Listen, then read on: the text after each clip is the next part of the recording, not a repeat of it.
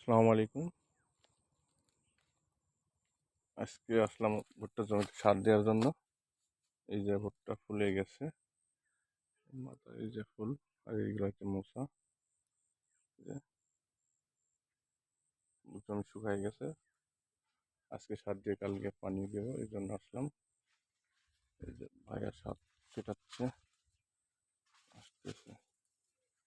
এই যে প্রত্যেকটা গাছে 2টা করে মোচা আছে, খুবই সুন্দর।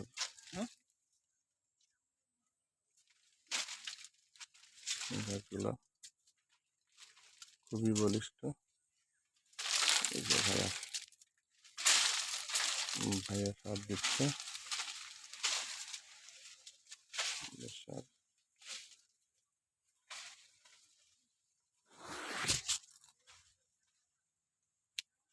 প্রত্যেকটা গাছে 2টা করে মোচা হয়েছে।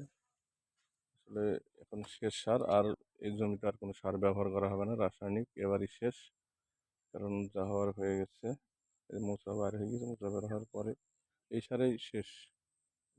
মোচা পুষ্ট হয়ে যাবে, আর সার ব্যবহার করা যাবে না। আসলে এখন যে সার দিচ্ছি আপনাদের জানাচ্ছি।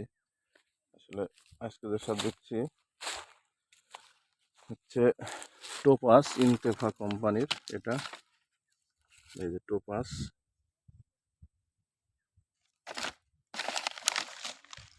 টোপাস আসলে টোপাসে আছে জিঙ্ক সালফেট, মনোহাইড্রেট।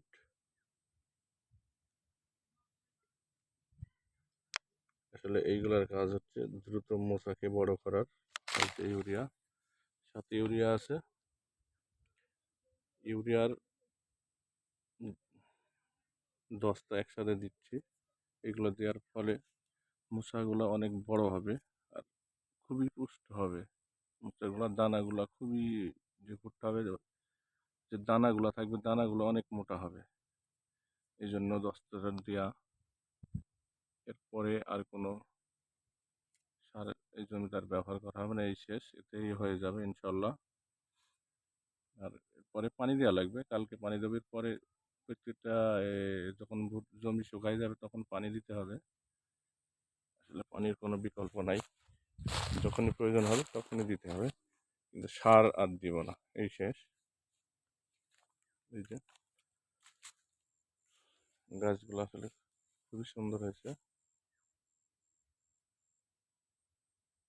মাথায় সব শীষ বার হয়ে গেছে।